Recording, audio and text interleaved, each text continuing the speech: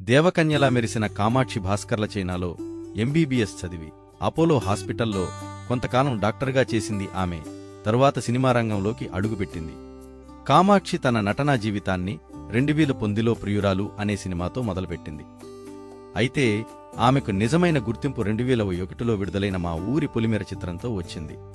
ఈ సినిమాలో డీగ్లామర్ లుక్లో అదరగొట్టింది. పొలిమేర 2లో లక్ష్మీ పాత్రలో నటించి మరింత ప్రశంసలు అందుకుంది.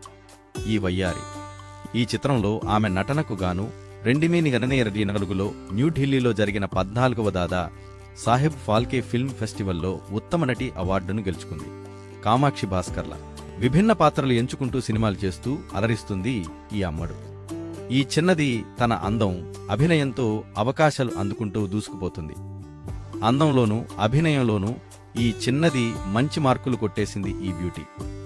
చైనాలో ఎంబీబీఎస్ చదివి అపోలో హాస్పిటల్లో కొంతకాలం డాక్టర్గా చేసింది కామాక్షి భాస్కర్ల. విభిన్న పాత్రలు ఎంచుకుంటూ సినిమాలు చేస్తూ అలరిస్తుంది ఈ అమ్మడు. ఈ చిన్నది తన అందం, అభినయంతో అవకాశాలు అందుకుంటూ దూసుకుపోతుంది. అందంలోనూ అభినయంలోనూ ఈ చిన్నది మంచి మార్కులు కొట్టేసింది ఈ బ్యూటీ. ఇటీవలే 12A రైల్వే కాలనీ అనే సినిమాతో ప్రేక్షకుల ముందుకు వచ్చింది. ఈ సినిమా ప్రేక్షకులను అంతగా ఆకట్టుకోలేకపోయింది. యావరేజ్ టాక్ను సొంతం చేసుకుంది. కానీ కామాక్షి నటనకు మంచి మార్కులు పడ్డాయి. కాగా సోషల్ మీడియాలో ఈ చిన్నది చాలా యాక్టివ్గా ఉంటుంది. సోషల్ మీడియాలో రెగ్యులర్గా ఫోటోలు షేర్ చేస్తూ అభిమానులను ఆకట్టుకుంటుంది.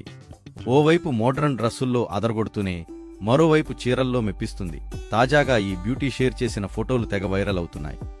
ఈ చిన్నదాని ఫోటోలపై మీరు ఓ లుక్కేయండి.